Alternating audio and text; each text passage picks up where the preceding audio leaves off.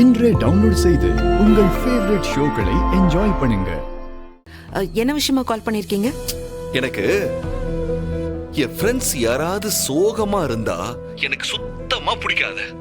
எல்லாரும் சோகமா இருந்தா நீங்க என்ன பண்ணுவீங்க? சிரிக்க வைப்பேன். எப்படி? ஜோக் சொல்லுவேன். சரி சொல்லுங்க.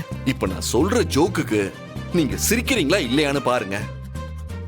ஒரு ஊர்ல ஒருத்தன் இருந்தானா. அவன் அவனோட பையனை எப்ப பாரு மண்ணெண்ணெய் ஊத்தியே குளிப்பாட்டுவானாமா. ஏன்? ஏன்? ஏன்னா அந்த பையன் ரொம்ப துரு துரு துருன்னு இருப்பானாமா. மேடம், துளசி மேடம், என்ன சிரிப்பு வரவே இல்லையா? இப்ப சிரிப்பீங்க பாருங்க. ஒரு ஊர்ல இன்னொருத்தர் இருந்தானா.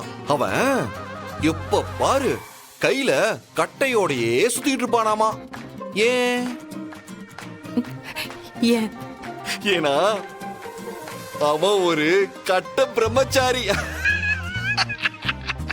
மேடம் சிரிக்கவே மாட்டேங்கிறாங்க. என்னடா நம்ம ஜோக்குக்கு வந்த சோதனை. துளசி மேடம், இப்ப ஒரு ஜோக்க நான் சொல்றேன் பாருங்க. இந்த ஜோக்குக்கு இந்த உலகத்துல சிரிக்காத ஆளே இல்ல மேடம். கண்டிப்பா நீங்க சிரிப்பீங்க மேடம். மேடம் இங்க பாருங்க. ஒரு ஊர்ல ஒருத்தன் இருந்தானாமா. அவன் ஒரு இன்ஸ்பெக்டர். அவன் ஒரு குற்றவாளிய இன்வெஸ்டிகேஷன் பண்றதுக்கு தேங்காயோட போனானா. ஏன்? அத நீங்களே சொல்லிடுங்க. ஏன்னா துருவி துருவி கேள்வி கேட்கறதுக்காக. என்னாச்சு மேடம்? நான் கஷ்டப்பட்டு ஒவ்வொரு ஜோக்கா சொல்லிட்டு இருக்கேன்.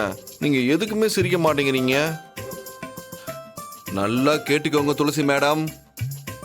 நீங்க மட்டும் சிரிக்கலன்னு வைங்களேன், என்கிட்ட இதே மாதிரி 100 ஜோக் இருக்கு.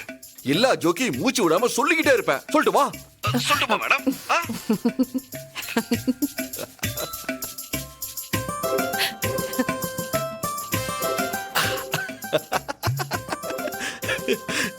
பாத்தீங்களா, சிரிச்சிட்டீங்க. ஆமா, சிரிச்சிட்டேன். துளசி மேடம், இப்பதான் உங்க முகமே ரொம்ப அழகா இருக்கு. அப்படியா? உங்களுக்கு எப்படி தெரியும்? சிரிச்சா எல்லாரோட முகமும் அழகா தானே இருக்கும்.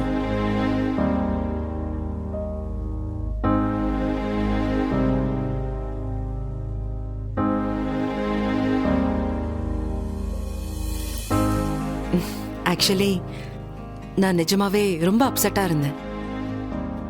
உங்ககிட்ட பேசின கொஞ்ச நேரத்திலேயே எல்லாம் சரியான மாதிரி எனக்கு தோணுது. அதுக்கு தான் துளசி மேடம் இந்த ஃப்ரெண்டு வேணும்னு சொல்றது.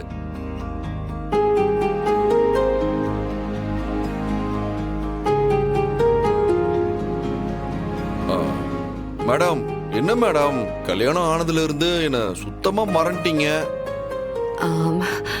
சோ சாரி, பட் அப்படியெல்லாம் ஒன்றும் இல்லை.